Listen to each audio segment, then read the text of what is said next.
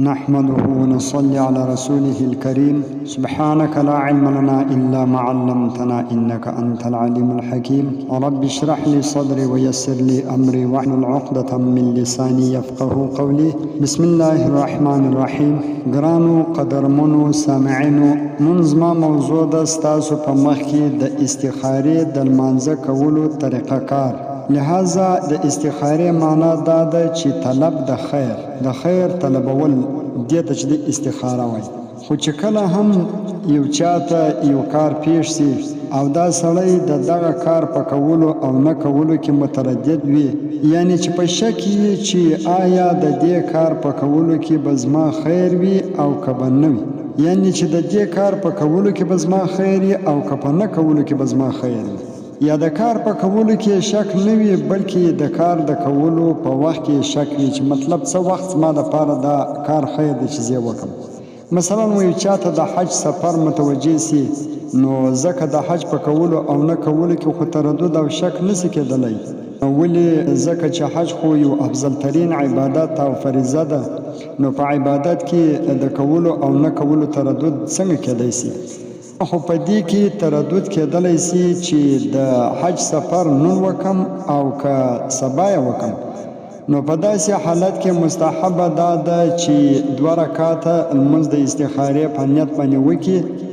نو د دې څخه وروسته چې د ده طبیعت و کم طرف ته متوجه سو، نو هغه کار دی وکړي. دور المختار او مرقي الفلاح دا وایي. خو بهتره خبره دا ده چې د 7 وارې استخارې کولو وروسته بیا کار وکړي، ځکه نبی علیه السلام به صحابو ته د نماز استخارې به دومره اهتمام سره تعلیم ورکوي لکه د قرآن مجید په تعلیم کې چې به د نبی علیه السلام څومره اهتمام. خیر خو مجلس نه درته اوږدوم چې د یو سړي په کم کار کې د کولو او نه کولو تردد پیدا سي، شک پیدا سي، نو ماخستن د لمانځه څخه وروسته به 2 رکعاته لمونځ په نیت د استخارې وکړي. هسې خیر وخت کوی سي، خو د ماخستن د لمانځه څخه وروسته 2 رکعاته نفل د استخارې په نیت باندې کول دا چې دی بهتره دی. نو نیت خو اصل کې دا د زړه و ارادې ته وایي چې زړه کې د ده کومه اراده یې و دې ته نیت وایي. لہذا خو بیا هم که چیرې چا په ژبه باندې هم نیت تړي دا مستحبه طریقه ده او ښه طریقه ده، خو بیا به نیت دا رقم تړي چې نویتو ان اصلي رکعتي صلاة الاستخاره. په عربي کې دا رقم دی. که چیرې چا په پښتو کې تړي نیت، نو بس دا دی وایي چې نیت مې دی د 2 رکعاتو د استخارې. نو بیا به په دستور معمول 2 رکعاته لمونځ وکړي. نو چې کله سلام وګرځوي نو به لاسونه پورته کړي او دا دعا به وکړي، او د دعا په سر و پای کې به حمد شریف او صلات دا به ووایي، ځکه دا مستحب دی. او د دعا ادب هم دغه دی چې په سر و پای کې حمد او صلات یې، چې دعا دا ده: اللهم إني أستخيرك بعلمك وأستقدرك بقدرتك وأسألك من فضلك العظيم فإنك تقدر ولا أقدر وتعلم ولا أعلم وأنت علام الغيوب. اللهم إن كنت تعلم أن هذا الأمر خير لي في ديني ومعاشي وعاقبة أمري وعاجله وآجله فاقدره لي ويسره لي ثم بارك لي فيه. وإن كنت تعلم أن هذا الأمر شر لي في ديني ومعاشي وعاقبة أمري وعاجله وآجله فاصرفه عني واصرفني عنه وأقدر لي الخير حيث كان ثم رضني به. دغه دعا به وکړي. لیکن دلته په دا دعا کې 2 ځایه د هذا الامر لفظ مکرر دی. دله 2 ځایه په دې دعا کې هذا الامر تیر سو.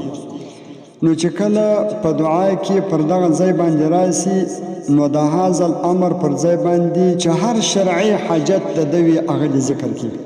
مثلا کدی د سفر د پاره استخاره کوله، نو د هذا الامر پر ځای باندې به هذا السفر وایي. او که یو چا د نکاح کولو د پاره استخاره کوله، نو به د هذا الامر پر ځای باندې هذا النکاح ووایي. او که چا د خرید و فروخت دپاره استخاره کوله نو د هذا الامر پر ځای باندې به هذا البیع ووایي. وعلى هذا القياس دا رقم چې هر کار یې د هذا الامر پر ځای باندې به په دې دعا کې هغه حاجت وایي. او بعض علما وایي چې د دعا کولو بعد به سره د اوداسه پر بستره باندې پریوزي او مخ به د قبلې و طرف ته کې او دا شی لاس به تر سر لاندې کې دا کیڼی لاس به پر ډوډو باندې کښېږدي، مطلب د بدن سره برابر به دا لاس کښېږدي او دا پښې به راټولې کې مخ به د قبلې پر طرف کې نو بیده به سي. نو که چیرې په خوب کې سپینوالی یا زرغونوالی ولیدی نو دی دې پوه سي چې دا کار زما دپاره کول چې دی بهتر دی، زما دپاره په دې کار کولو کې خیر دی، نو لحاظه بیا دې هغه کار وکړي. او که چیرې توروالی یا سوروالی وویني نو دی دې پوه سي چې دا کار نه کول زما دپاره خیر دی، یعنی دا کار کې زما خیر نشته چې زه دا کار وکم، نو لحاظه هغه کار دی بیا پرېږدي نه دی کوي. دا شامی دا وایي. او که چیرې یوه شپه هیڅ هم نسو معلوم، یعنی خوب نه ولیدی، نو تر 3 یا تر 7 ورځو پورې دا عمل جاری وساتي، نو ان شاء الله تعالی چې بیا به دا سړي ته معلوم سي چې په دې کار کولو کې زما خیر دی او که په نه کولو کې زما خیر دی. خدا یوه خبره ښه په غور واورئ چې خوب لیدل خامخا ضروري نه دی، لازمي نه دی چې سړی به خوب ویني بیا به هغه کار کوي یا به پرېږدي، بلکې چې استخاره وکړي بس دغه مابعده بیا د ده و توجه ته اعتبار دی چې کومه خواته د ده توجه سوله بس هغه کار دی وکړي، که پر پرېښولو باندې توجه سوله پرېږدي او که د هغه کار پر کولو توجه سوله بیا د هغه کار وکړي. خامخا خوب لیدل لازمي نه دی چې سړی به ضرور خوب ویني، دا خوب لیدل صرف یوه علامه ده.